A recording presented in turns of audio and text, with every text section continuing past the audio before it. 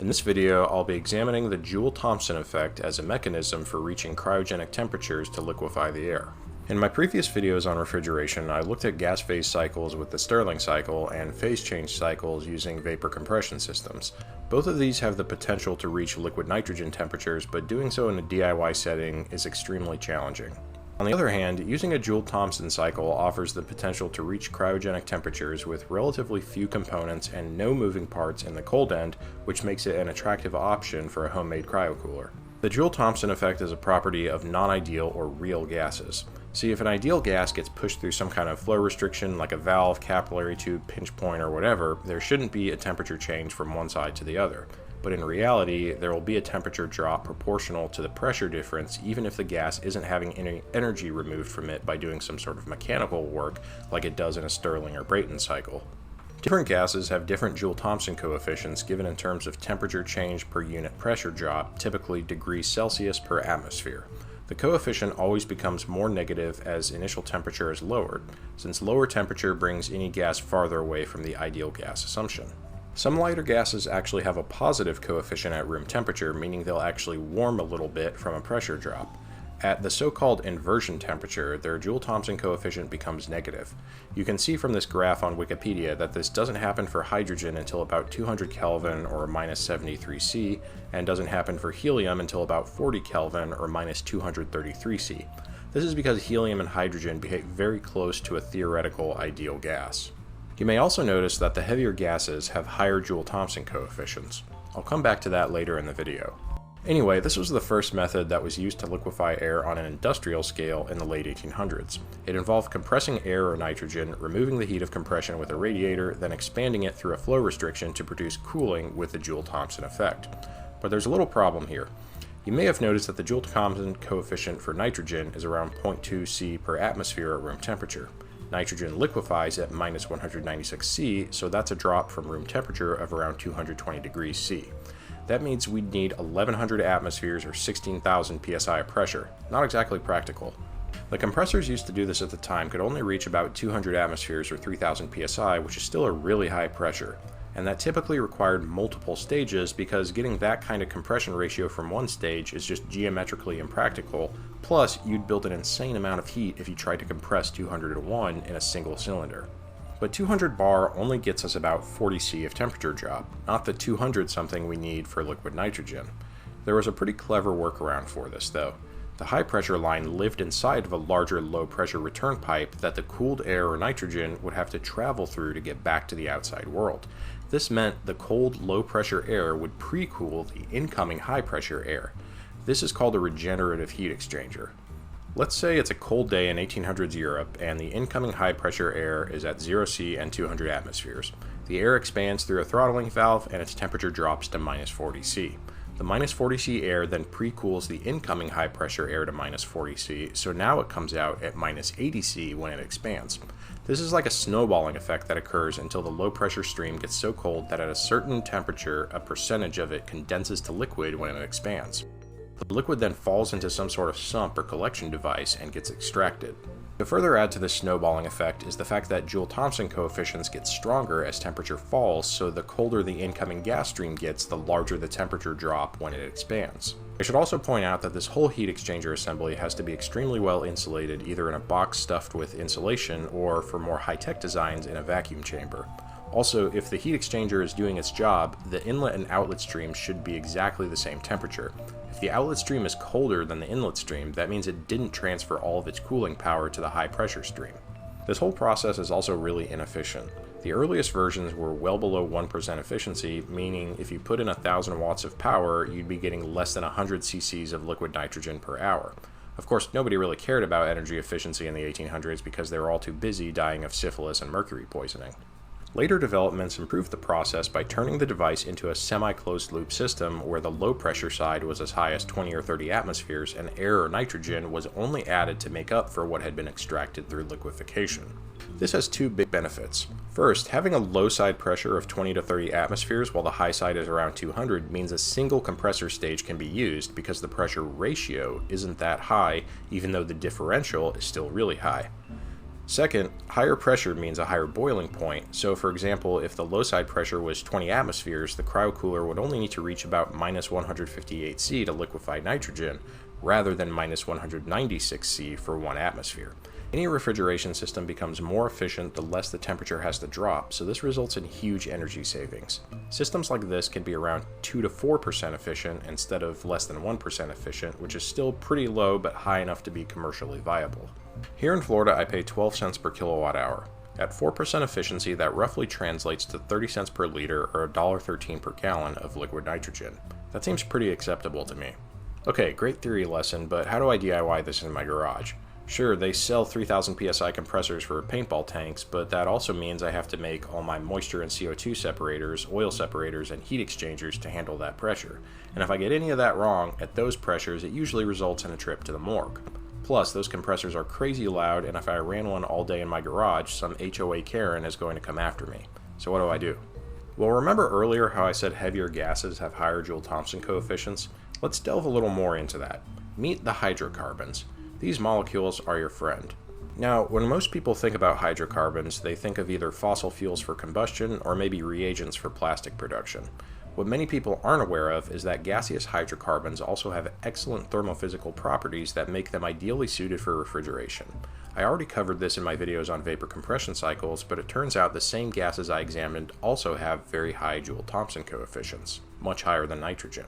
This took a little bit of digging, but basically what I did was look up thermodynamic tables for various gases, looked at the enthalpy value at a certain temperature and pressure, and then looked for a temperature value that had the same enthalpy value at 1 atmosphere, and from that figured out the Joule-Thompson coefficient. In some cases this required some interpolation between 2 rows in the table, but this is actually the most accurate way to determine the Joule-Thompson coefficient for a given gas. I should also add that the coefficient is slightly pressure dependent and it goes down just a little bit with higher initial pressures, but the change is small enough that you can pretty much ignore it. So here's nitrogen at around 0.2 C per atmosphere at room temperature. And here's methane, ethylene, propane, and butane. Oh, and as an aside, here's CO2. As you can see, these gases have dramatically higher Joule-Thompson coefficients than nitrogen.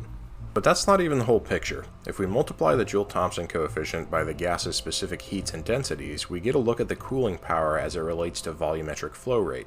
The reason we're looking with respect to volumetric flow rate is because that's what's going to determine the compressor's power requirement.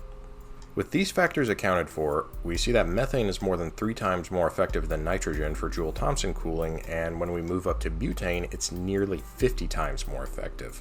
But of course, there's a catch.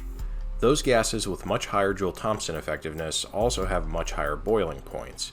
Butane may be orders of magnitude more effective than nitrogen, but at 1 atmosphere, it'll condense at around 0 C, and you won't get the Joule-Thompson effect once it's a liquid.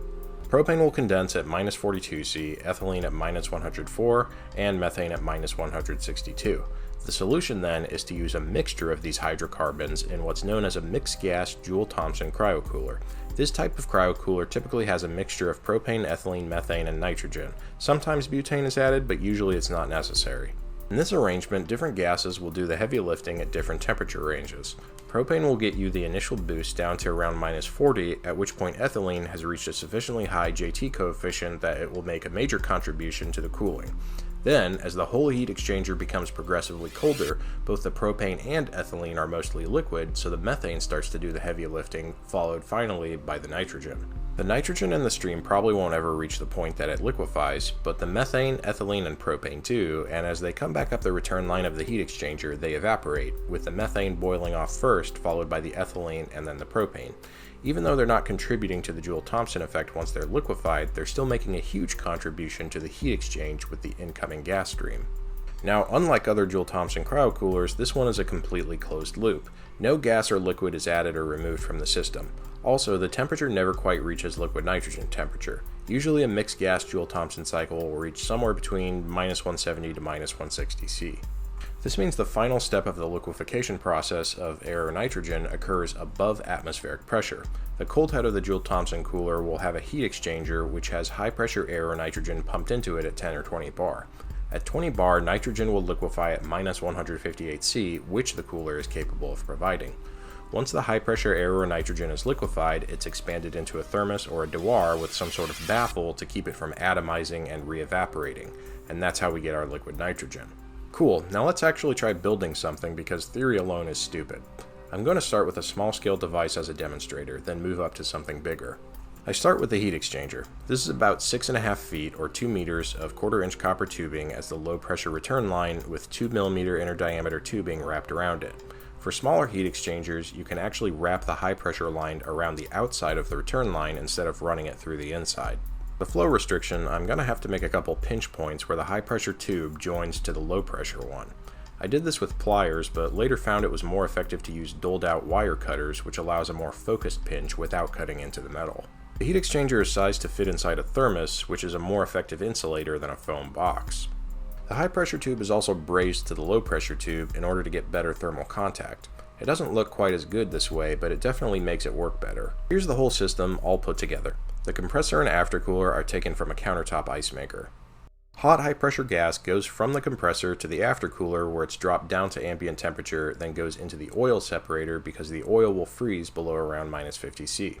This particular oil separator drains back to the compressor inlet with a manual valve that only has to be opened for a few seconds every hour or two. Ambient temperature, high pressure, oil-free gas then goes into the heat exchanger where the flow restriction causes a pressure and temperature drop from the Joule-Thompson effect, then travels back up the return line, pre-cooling the incoming stream before going back to the compressor inlet.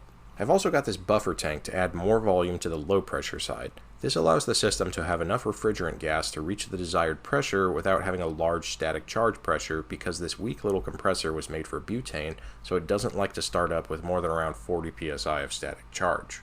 And of course, I've got gauges to read the high and low side pressures. Alright, let's vacuum it out. Then I'm going to add some CO2 for starters since it has a relatively high Joule-Thompson coefficient. When I fire it up, the high side shoots to over 200 psi while the low side is slightly below zero. I'm pretty quickly down to 0 degrees, but I seem to have run into a clog. I made this CO2 myself, and I think I didn't properly dry it, so the moisture is freezing up. I also did an open flow test with air and found that even without my flow restriction, there was around 90 psi of pressure on the high side. After a little detective work, I determined that the pressure drop was from this tiny length of capillary tube left over on the filter dryer. I think this was around a 0.5 millimeter diameter, which explains the pressure drop. So I went ahead and removed that dryer and put a larger one in with a 1/4 inch line, and this time the pressure was basically 0 during an open flow test. I closed everything back up and tried it again with CO2 after drying it through some desiccant and managed to reach -10°C. Not that impressive, but it's a pretty weak little system, and this is also without any phase change. Let's try this with propane, but I'm going to fill it so that there's not enough pressure to cause condensation at room temperature, meaning the cooling effect we're going to see is a result of the Joule-Thompson expansion and not because of phase change. It got to almost -29°C, which was pretty good. I was really curious to see what methane would do, so I installed this tap in my natural gas line to collect some. The composition of residential gas varies somewhat by region, but it's typically at least 90% methane. By the way, I don't recommend this at all. If you don't know what you're doing, this can be really dangerous, so just don't mess with your gas line. With that disclaimer out of the way, let's look at how to store the collected methane. I used this propane tank that recently went empty. I removed the sticker and then vacuumed it out so there was no propane left inside.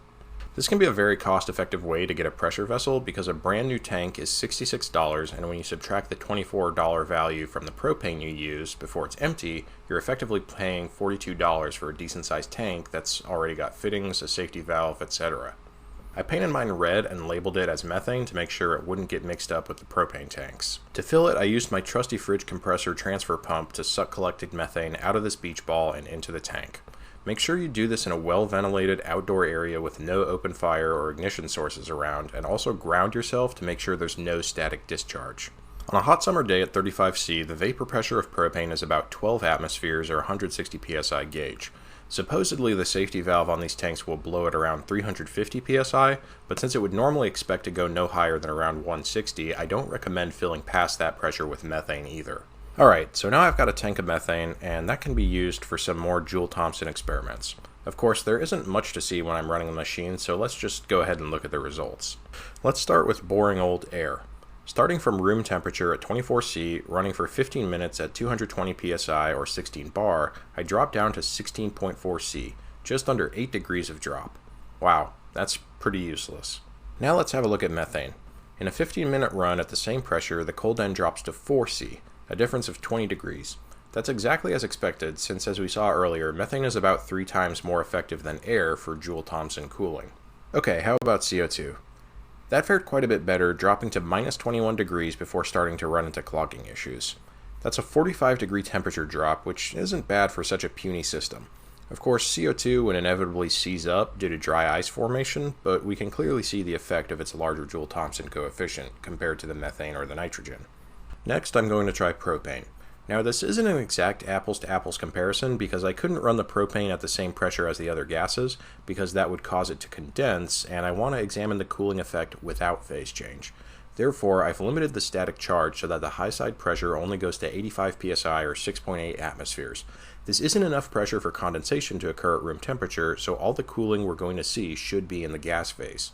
The propane almost keeps up with CO2 despite being less than half the pressure, but then it suddenly takes a sharp dive around 8 minutes and settles at minus 27. It's possible that the Joule-Thompson cooling in the gas phase was enough to condense some of the high-pressure propane coming in through the heat exchanger, even though it wasn't occurring in the aftercooler at ambient temperature, and that might explain the sudden dive. Either way, it goes to show just how effective propane is because it achieved this at almost a third of the pressure used by the other gases. Okay, that's enough piddling around. Now that we've demonstrated that the effect works, let's build a real machine. First, I'm going to need a much bigger compressor. I grabbed this 12,000 BTU portable AC unit for $100, which is a great deal considering that it was in such good condition. The unit pulls about 1.2 kilowatts and it's designed for R410, meaning it can handle pretty high pressures without a problem. Perfect for this project. The unit had 2 huge coils for the condenser and the evaporator, and either of them would have been more than adequate for the aftercooler. The compressor has a locked rotor amperage of 41.5, and I found that AC compressors seem to run at around 20% of locked rotor amperage under regular operation, so it would be pretty reasonable to run this compressor at around 8 amps, which comes out to a little over 900 watts. Alright, that was the easy part because somebody already built the compressor and the aftercooler for me. But now I gotta do the hard part, which is building the regenerative heat exchanger. For the low pressure return line, I've got 33 feet or 10 meters of 5/8 inch copper tubing, which I'm going to snake 2 3/16 inch lines through to serve as the high pressure lines. Having 2 lines in parallel instead of 1 increases heat transfer because for a given flow rate, the contact area is doubled, and the gas is moving slower, meaning it spends more time in the heat exchanger. Pushing the first line through was pretty difficult because I didn't do a very good job of perfectly straightening the outer tube when I uncoiled it. I should have fed a wire through the tube and pulled it through instead. Pushing the second line through was even harder, and I actually had to cut a little bit of the outer tube off because I absolutely could not move the inner tube any further. I removed about 3 feet of tubing, so the length of the heat exchanger ended up being about 30 feet or 9 meters. Then I coiled the whole thing around a propane tank. This was also pretty hard, but not as bad as feeding through the inner tubes. If I ever do this again though, I'm going to make sure I build some sort of jig or machine to do it for me because that was a pretty miserable experience. Next I get started on the cold head. By the way, this is upside down right now. I add a half meter of 0.6 millimeter inner diameter tubing as a capillary, and then I stuff the cold head with copper wool to serve as a baffle and increase heat transfer. So far so good. Then I add foam tubing insulation around the heat exchanger. This isn't the type that splits open along its length, so I had to snake it all the way down the length of the heat exchanger, which was also a pretty time-consuming process. Here's the compressor assembly so far. I've got 2 high-side pressure gauges, one right at the outlet of the compressor and the other at the inlet of the heat exchanger. I did this because I was a little concerned that the aftercooler, filter dryer, and oil separator might cause a big pressure drop, so I wanted to monitor that. And this is my wiring. The power supply on top is 12 volts DC for the aftercooler fan, and everything else is 115 volts AC. The first switch is for the compressor, and the second one is for the fan. This is the servicing valve with a 1/4 inch flare fitting for adding or removing refrigerant gas. The compressor is held in place with little 3D printed tabs on its feet. Its weight mostly keeps it put, and the tabs are just to keep it from shifting around from vibration or tipping over when it's being moved around. The 12 volt fan is the same one from my first vapor compression video. It fits perfectly over the aftercooler mounted on a strip of aluminum L channel. The aftercooler is total overkill because it was made to reject thousands of watts of heat during condensation in a large vapor compression system. But since we're going to have gas undergoing adiabatic compression, there's only 100 or 200 watts of heat to remove here. The filter dryer is installed after the aftercooler outlet and feeds into the oil separator, which is supposed to remove oil mist out of the gas stream and return it to the compressor when a float valve in the oil sump reaches a certain level. This is different from the oil separators I used in previous videos, which had to be manually drained or connect to some sort of flow restriction or solenoid valve on a timer. Let's plug it in and see how much power it draws. With a 12-volt power supply feeding the fan, it pulls 1.1 amps at 115 volts. When I turn on the compressor, the meter goes to 4.9 amps, so the compressor is pulling 3.8 amps without a load. I estimated earlier that it should normally run around 8 amps loaded, so a little under half that unloaded kind of makes sense. Right away I notice a pretty big problem. Tons of oil is flooding out of the outlet. This is definitely not supposed to happen. It splattered all over the garage floor. I removed the oil separator and drained it into a measuring cup and found that it contained 30 ounces or 880 ml of oil, but the data plate on the separator calls for 15 ounces, which is exactly half of that. I must have filled it when I bought it, thinking that it was empty, but inadvertently added double the amount of oil it was supposed to have. I reconnected the separator and refilled it with the correct amount of oil, and the problem went away. Next, I added expanding foam to the gaps in the insulation of the heat exchanger so that moisture from the air doesn't work its way in through the gaps and freeze or condense. Then I finished brazing up the inlet and outlet sides. The inlet and outlet lines are zip tied together because I found that the small diameter inner tubing would bend too much when things were being moved around and eventually snap off from fatigue. I also got rid of the 0.6mm capillary because it was barely allowing any flow, and I replaced it with a 1mm capillary of the same length. I stuck the cold head inside a thermos and stuffed paper in the gaps to try and make sure no outside air warmed it up. Everything is connected now, and the rack for the cooler also has space for my transfer pump and my vacuum pump, which is super convenient. I vacuumed out the system, then charged it up to 120 psi with CO2. You can watch the high side rise and the low side drop when it's fired up. It settled around 460 on the high side and 35 on the low side. Total amperage is 7.8, so the compressor is pulling 6.7 amps, well within the limit. The temperature immediately falls, and after a couple minutes it's down to minus 55. I didn't really go beyond that with CO2 because I think it started clogging the low side with dry ice. I also tried a combination of propane and CO2, which ended up at the same low side temperature but dropped way faster. By comparison, here's pure nitrogen at basically the same pressures and power consumption.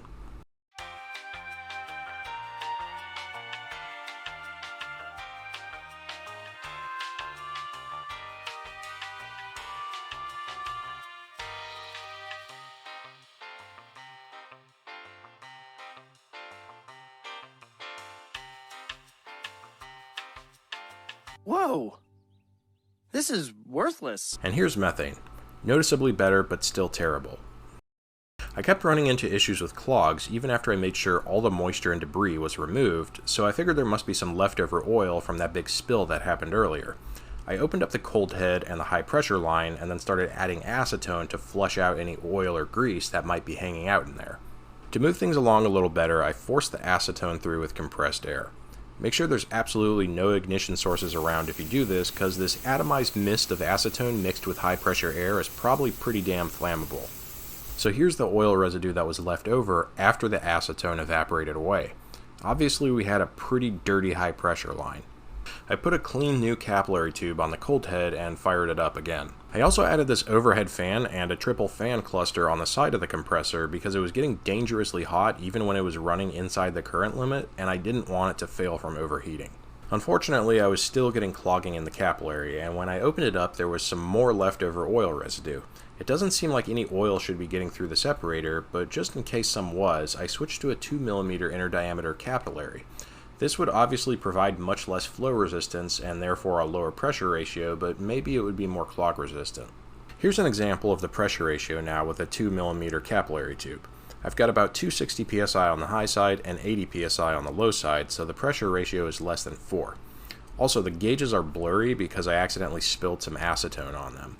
Here's the results from running with the 2mm capillary tube, starting with pure ethylene. The first number is the static charge pressure, and then the high and low side pressures, and then the compressor amperage.